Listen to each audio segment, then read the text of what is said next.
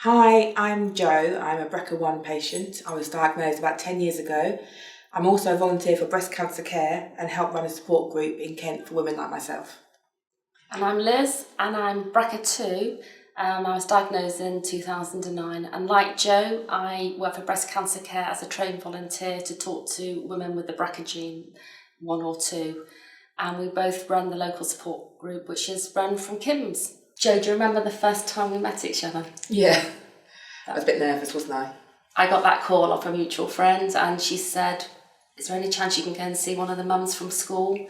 She's in a bit of a state. She's been found out about, I don't even know what it's called, she said. Something BRCA. I said BRCA. She's BRCA1, BRCA2. Yes, that's it. She's got that.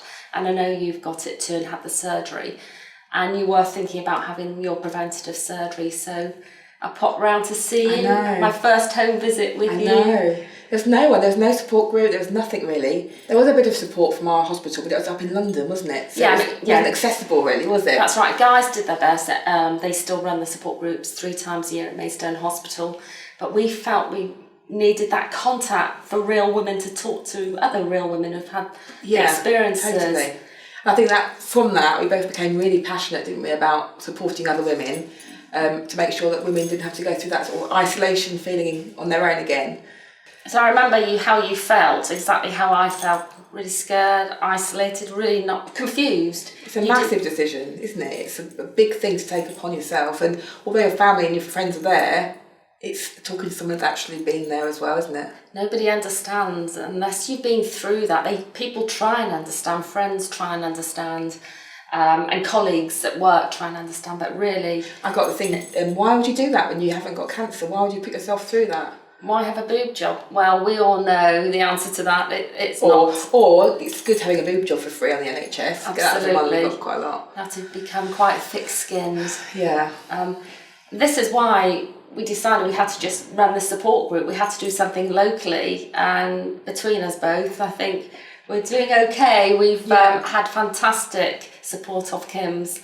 They've been brilliant, haven't they? We've been able to run our support group from here on a monthly basis over at the Clydesdale building and opening the group up to local women. It's women in Kent who we're reaching out for. We know what it's like to be vulnerable, scared and alone.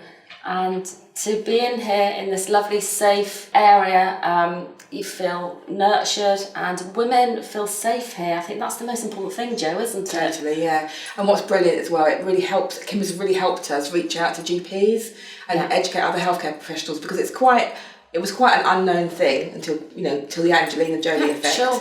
And KIMS has been massively important to us to help reach out to GPs. We do awareness days here. For ladies like ourselves and healthcare professionals, and we wouldn't be able to do it without them. They've been fantastic. In fact, our next awareness day is in June, I know, and they've been fantastic, inviting all the local GPs. I mean, most of our journeys start going to see the GP if we're worried about maybe somebody in the family who's had breast cancer or ovarian, and we're not sure, maybe there's a link.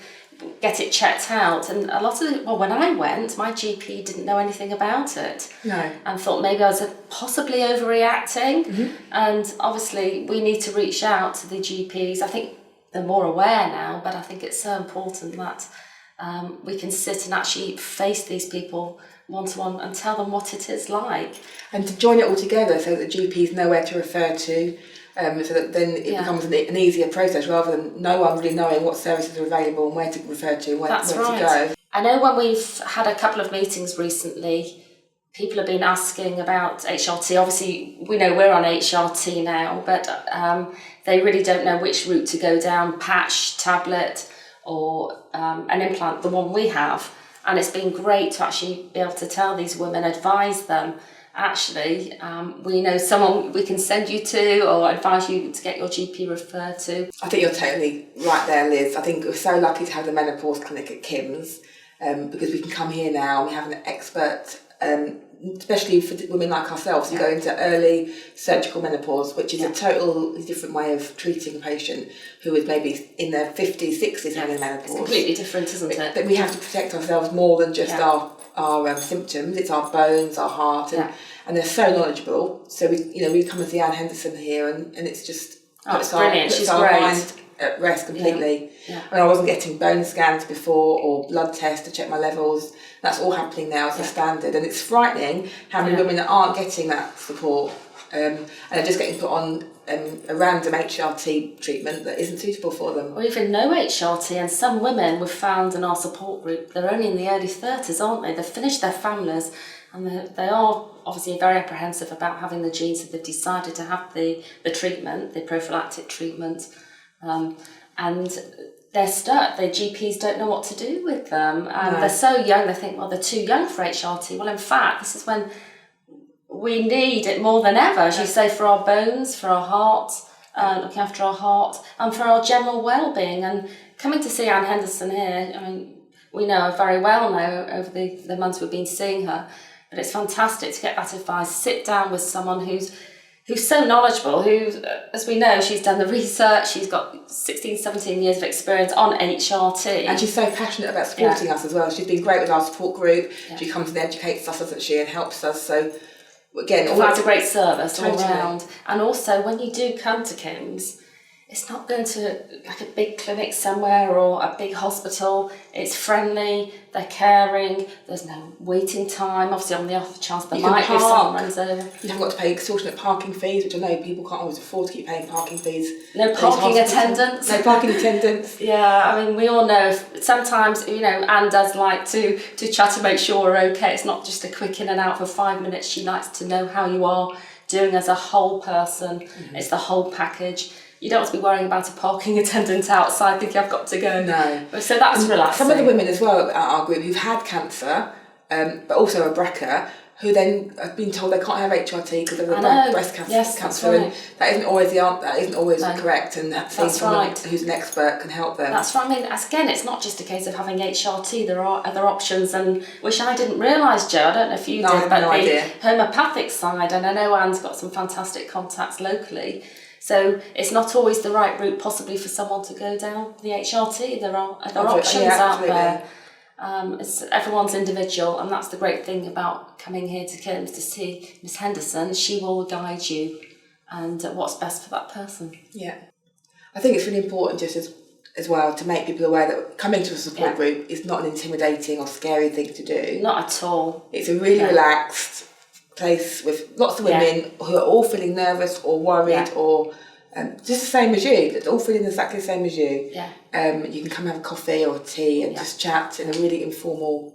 And if someone is nervous, we know what it's like to feel nervous. It's a case of you may want a one-to-one with somebody, so we know who's vulnerable, who's feeling it. We know what it's like, so maybe there's an opportunity we can just take someone on just for a few minutes, sit with them and just talk about something they want to talk about, something personal, in a caring environment. And this is great. KIMS have got the rooms we can borrow. There's always a box of tissues if required. Yeah. But normally we come out laughing, don't we? We always try and put a smile on someone's face. And it's nice because they're so used to coming to KIMS, it feels safe for them. And then we now have the full range of services here in KIMS. So we can have you've got the breast surgeons here, plastic surgeons, the gynaecologists. That's so everything is here. So unlike us having to trek to London, all that way, it's all local. There's appointments, constant appointments once a week, and so fitting around the children, the school run, or husband's having to take time off, because you do want somebody with you, don't you? When you go to these massive appointments, life-changing, aren't they? It's all here now in Kent at KIMS, so. And if somebody doesn't decide to go have a mastectomy or the oophorectomy or hysterectomy, first of all, initially, they can still be screened here, can't they? It's not for everybody initially. No. Some people need a little bit more time to actually get their heads around it, which is totally understandable, and they can come and have all the testing here in the meantime. Yeah.